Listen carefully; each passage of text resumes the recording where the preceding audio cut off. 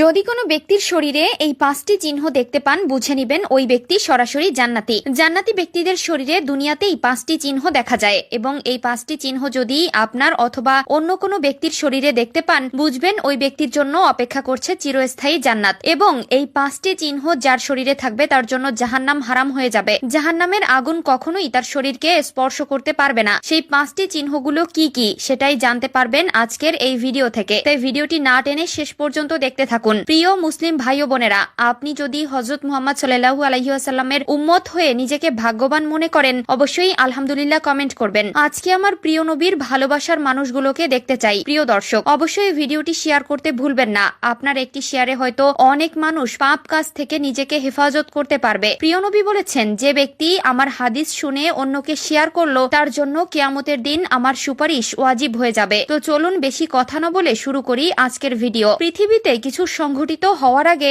যেমন আমরা কোনো লক্ষণ দেখতে পাই, তেমনি ভাবে কোনো ভালো কিছু হওয়ার আগে ভালো লক্ষণ দেখা যায়। তাই জান্নাতি ব্যক্তিদের মৃত্যুর আগে শরীরে 5টি চিহ্ন বা লক্ষণ ফুটে উঠবে, যা দেখলে বুঝতে হবে ব্যক্তিটি জান্নাতি। জান্নাতি ব্যক্তির প্রথমে যে চিহ্নটি প্রকাশ পায় তা হলো মৃত্যুর আগে মুখে হাসি থাকা। জান্নাতি ব্যক্তির মৃত্যু সহজ হয়, যার ফলে মৃত্যুর আগে জান্নাতি ব্যক্তির মুখমণ্ডলে প্রশান্তি ও উজ্জ্বলতা দেখা যায়, আর এটি তার আল্লাহর সন্তুষ্টি অর্জনের প্রতীক। আল্লাহ তাআলা কোরআনের মধ্যে বলেছেন, যারা ঈমান এনেছে এবং সৎ কাজ করেছে তাদের জন্য রয়েছে জান্নাতের সুসংবাদ। দ্বিতীয় যে চিহ্নটি প্রকাশ পায় সেটি হলো মৃত্যুর আগে আল্লাহ তাআলার নাম নিয়ে মৃত্যুবরণ করে এবং মৃত্যুর সময় কালিমায়ে শাহাদাত পাঠ করে। মৃত্যুর আগে কালিমা পাঠ করা এটি জান্নাতে যাওয়ার সবথেকে বড় নিদর্শন। মানুষ মরণশীল, যার জীবন আছে তাকে মরতে হবে। আল্লাহ তাআলা বলেন, প্রত্যেক প্রাণীকেই মৃত্যুর স্বাদ গ্রহণ করতে হবে। যে ব্যক্তি মৃত্যুর সময় কালিমা পড়ে ইন্তেকাল করবে তার জন্য জান্নাত সুনিশ্চিত। এ কারণে রাসূলুল্লাহ সাল্লাল্লাহু আলাইহি ওয়াসাল্লাম মৃত্যু পথযাত্রীকে তাওহীদের কালিমার তালকিন দেওয়ার জন্য বলেছেন। হযরত আবু হুরায়রা রাদিয়াল্লাহু তাআলা আনহু হতে বর্ণিত, তিনি বলেন, রাসূলুল্লাহ সাল্লাল্লাহু আলাইহি ওয়াসাল্লাম বলেছেন, তোমরা তোমাদের মৃত্যু পথযাত্রীকে লা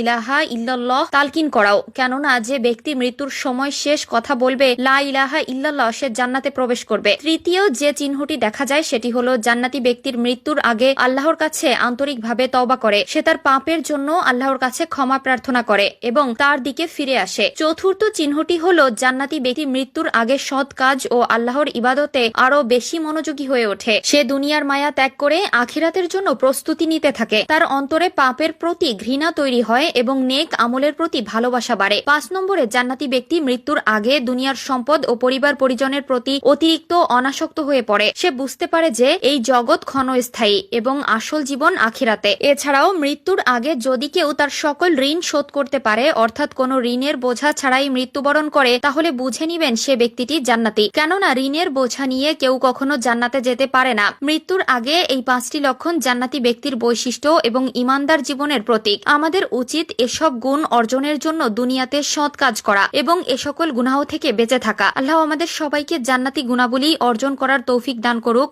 আমিন।